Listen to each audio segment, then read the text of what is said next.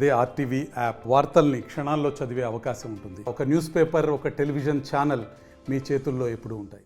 మరి రానున్న రోజుల్లో 2024 ఎలక్షన్స్ రాబోయే సుమారు ఇంకో 70-75 రోజుల్లో మన రాష్ట్రంలో అసెంబ్లీ మరియు లోక్సభ ఎలక్షన్లో మనందరం కూడా కలిసిగట్టుగా ఒక మంచి ఆంధ్రప్రదేశ్ని, ఒక భవిష్యత్తు, ఒక బంగారు ఆంధ్రప్రదేశ్ని మనం తయారు చేసుకోవాల్సిన అవసరం చాలా ఉంది.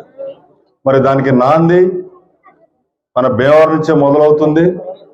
అదేవిధంగా రాష్ట్రంలో ఈ రాక్షస వైఎస్ఆర్సీపీ పాలనని తరిమికొట్టి బంగారు ఆంధ్రప్రదేశ్గా తీర్చిదిద్దే పరిస్థితిని ఒక జనసేన ద్వారానే సాధ్యమవుతుందని చెప్పేసి మీ అందరికీ తెలియచేయడానికి చాలా గౌరవంగా ఫీల్ అవుతున్నాను. ఇక్కడ రానున్న రోజుల్లో నిన్న చెప్తున్నాడు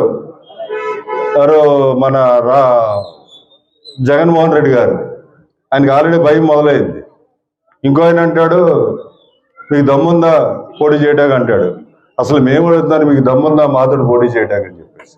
రెండు ఓడిపోయే వాళ్ళు కౌరులు ఎన్నైనా చెప్తారు, కానీ రానున్న రోజుల్లో ఎలక్షన్ జరిగిన తర్వాత, లెక్కింపు అయిన తర్వాత ఎవరు ఏంటి బలాబలాలు చెప్పుకున్న తర్వాత, కానీ ఈ కౌర్లు, ఈ వ్యవహారాలు, ఈ ఏమన్నా ఉంటే ప్రజలకి మంచి చేసే విధంలో దమ్ము చూపెడదాం.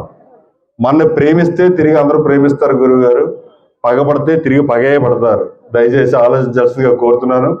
రానున్న రోజుల్లో మన భీమవరం నుంచి నాంది పలుకుతున్నాం.